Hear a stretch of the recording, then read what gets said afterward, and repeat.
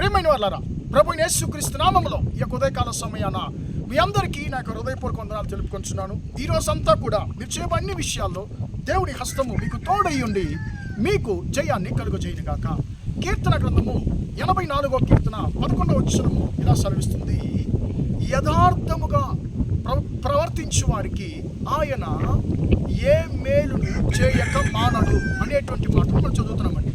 యథార్థముగా ప్రవర్తించు వారికి ఆయన ఏ మేలును చేయక మానడు అనేటువంటి మాటలు మనం చదువుతాం.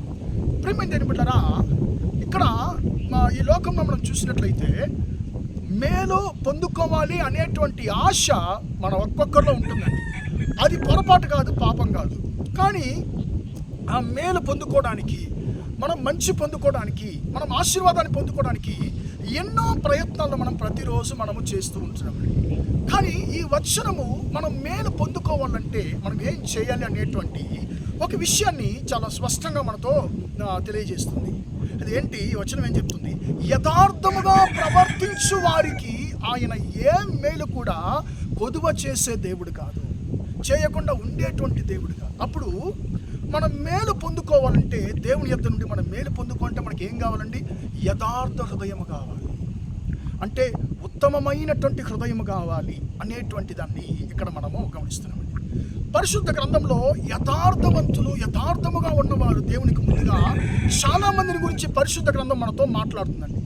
నోవహు అంటే యథార్థవంతుడిగా ఉన్నాడు, పరిశుద్ధుడిగా ఉన్నాడు. యోబు అలాగే యథార్థవంతుడిగా ఉన్నాడు, పరిశుద్ధుడిగా ఉన్నాడు. ఇలా చాలా మందిని మనం గమనిస్తున్నాం. కానీ ప్రియమైన బిడ్డలారా, 2వ రాజుల గ్రంథంలో మనం గమనించినట్లయితే హిజ్కియా రాజు గురించి మనము గమనిస్తున్నాం.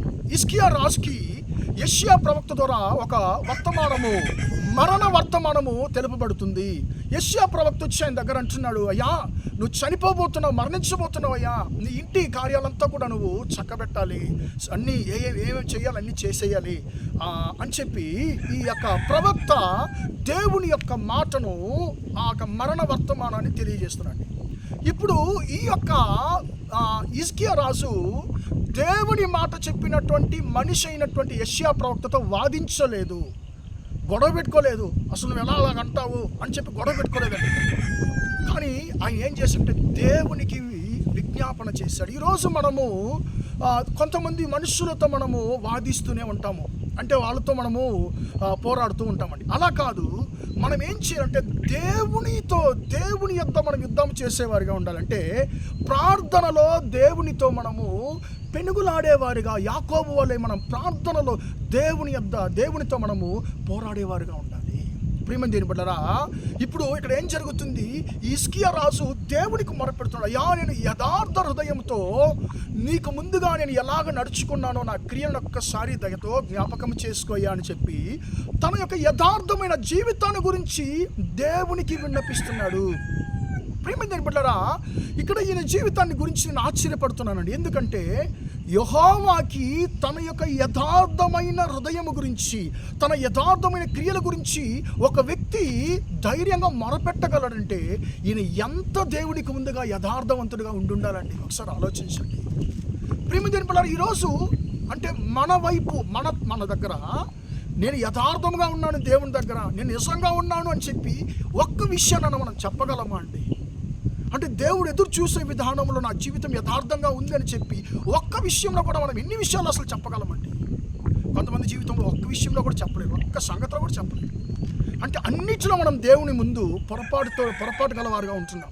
కానీ ఈ యొక్క హిజ్కియా రాజు అంటున్నాడు, అయ్యా నేను యథార్థ హృదయంతో అయ్యా నీ ముందు ఎలాగ నడుచుకుంటున్నావు, నా క్రియలను ఒక్కసారి దయతో జ్ఞాపకం చేసుకొని చెప్పి ఈయన దేవునికి తన యథార్థ హృదయాన్ని గురించి విన్నపిస్తున్నాడండి.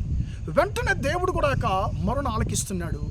అయ్యా నీ యొక్క విన్నపాన్ని నేను విన్నాను, నీ కన్నీటి విడుచుట నేను చూశాను, ఇదిగో నేను నిన్ను స్వస్థపరచబోతున్నాను, నీ యొక్క ఆయుష్కాలాన్ని ఇంకా నేను 15 సంవత్సరాలు పొడిగించబోతున్నాను అని చెప్పి దేవుడు ఏ ప్రవక్త అయితే మరణ వర్తమానాన్ని హిజ్కియా రాజుకి అందించాడు, ఆ ప్రవక్త ద్వారా జీవపు వర్తమానాన్ని మళ్ళీ ఆయన తెలియజేసేది మనం చూస్తున్నాం. కాబట్టి ప్రియమైన దేవుని బిడ్డలారా, మరణాన్ని జీవముగా మార్చింది ఏది ఇక్కడ మనం చూసినట్లయితే హిజ్కియా రాజు యొక్క యథార్థ హృదయము.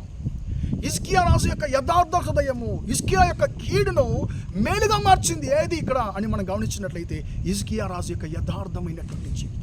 కాబట్టి ప్రియమైన దేవుని బిడ్డలారా, మన జీవితంలో ఉండేటువంటి ప్రతి ఒక్క కీడును మనం మేలుగా మార్చుకోవాలంటే మన దగ్గర దేవుడు ఎదురు చూసేది ఏంటండి? యథార్థమైన జీవితం, యథార్థమైన హృదయం.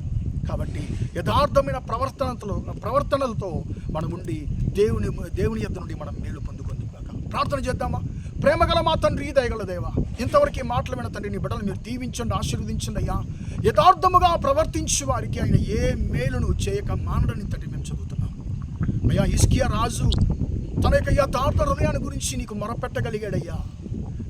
తాను నీకు ముందుగా యథార్థ హృదయముతో చేసినటువంటి క్రియలను నీకు తండ్రి చెప్పగలిగాడు. ఈరోజు మా జీవితంలో మేము కూడా తండ్రి యథార్థ హృదయంతో, యథార్థమైన ప్రవర్తనలతో నీకు ముందుగా మేము నడుచుకుని తండ్రి మా జీవితంలో కూడా మేము మేళ్ళు పొందుకోవడానికి కృపదైత్యమని ప్రార్థిస్తున్నాను తండ్రి. ఈ మాటలు విన్న ప్రతి ఒక్కరికి తన యొక్క కృపను మీరు అనుగ్రహించమని ప్రార్థిస్తున్నాను తండ్రి. ఈరోజు అంతా కూడా మా సహోదరి చేసే అన్ని విషయాల్లో మీ హస్తం తోడుండి వారిని ఆశీర్వదించమని యేసయ్య నామంలో ప్రార్థించడానికి వేడుకొంటున్నాను తండ్రి.